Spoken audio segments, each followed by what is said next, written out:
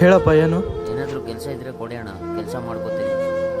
Already ನಾನು ಬೇರೆ ಅಂಗಡಿಯಲ್ಲಿ ಕೆಲಸ ಮಾಡಿದ್ದೀನಿ ಅಣ್ಣ. ನಮಗೆ ಬೆಳಗ್ಗೆಯಿಂದ ವ್ಯಾಪಾರ ಇಲ್ಲ ಅಂತ ಸುಮ್ಮನೆ ಕುಂತಿದ್ದೀವಪ್ಪ, ಇನ್ನು ನಿನಗೆಲ್ಲ ಅಂತ ಕೆಲಸ ಕೊಡಲಿ? ನೋಡಿ ಅಣ್ಣ, ಏನಾದರೂ ಕೆಲಸ ಇದ್ದರೆ ಕೊಡ್ರಣ್ಣ. ಯಾಕಂದರೆ ನಾನು ಬೇರೆ ಊರಿಂದ ಬಂದಿದ್ದೀನಿ. ಒಂದ್ಸತಿ ಹೇಳಿದ್ರೆ ಅರ್ಥ ಆಗಲ್ಲೇನಪ್ಪ? ನಮ್ಮ ಹತ್ರ ಕೆಲಸ ಇಲ್ಲ ಅಂತ ಹೇಳಿದ್ನಲ್ಲಿ ಹೋಗು. ಕೆಲಸ ಹುಡುಕೊಂತ ಊರಿಂದ ಊರಿಗೆ ಬಂದಿದ್ದೀನಣ್ಣ. ಈ ಊರಲ್ಲಿ ಕೆಲಸ ಯಾರು ಕೊಡ್ತಾ ಇಲ್ಲ.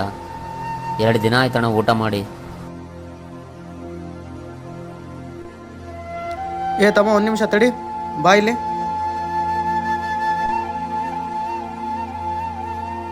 ಹೇಳಿ ಅಣ್ಣ. ತಗೋ 200 ರೂಪಾಯಿ. ಇರಲಿ ತಗೋಪ್ಪ, ಏನಾದರೂ ಊಟ ಮಾಡು. ಸುಮ್ಮನೆ ನನಗೆ ದುಡ್ಡು ಬೇಡ ಅಣ್ಣ. ಏನಾದರೂ ಕೆಲಸ ಕೊಡ್ತೀರಾ ಅಂದ್ರೆ ಹೇಳಿ, ತಗೋತೀನಿ. ನೀನು ಫಸ್ಟ್ ತಗೋಪ್ಪ, ನೀನು ಫಸ್ಟ್ ಊಟ ಮಾಡಿ ಬಾ, ಆಮೇಲೆ ಕೊಡ್ತೀನಿ ನೀನು ನನ್ನ ಕೆಲಸ. ಥ್ಯಾಂಕ್ಸ್ ಅಣ್ಣ. ಅಣ್ಣ ಇಲ್ಲಿ ವ್ಯಾಪಾರ ಇದೆ ಅಷ್ಟಾಗೈತಣ್ಣ, ನಮಗೆ ಕೆಲಸ ಇಲ್ಲ, ಅವನು ಬೇರೆ ಕೆಲಸ ಕೊಡ್ತೀಯ ಅಂತೀಯಲ್ಲಣ್ಣ. ನೀನು ಈ ಶಾಪಿಗೆ ಕೆಲಸ ಕೇಳ್ಕೊಂಡು ಬಂದಾಗ ಇಲ್ಲಿ ಇದ್ದಿದ್ದು ನನಗೊಬ್ಬನಿಗೆ ಕೆಲಸ, ಆದರೂ ನೀನು ಈ ಕೆಲಸಕ್ಕೆ ಸೇರಿಕೊಂಡೆ. ಇವಾಗ ಇಬ್ಬರಿಗೂ ಕೆಲಸ ಇದೆ. ಅದೇ ರೀತಿಯೇ ಅವನಿಗೆ ಕೂಡ. ಅದೇ ರೀತಿ ಅವನಿಗೆ ತಿನ್ನೋ ಋಣ ಇತ್ತಂದರೆ ನಾವೇನು ಕೊಡೋದು?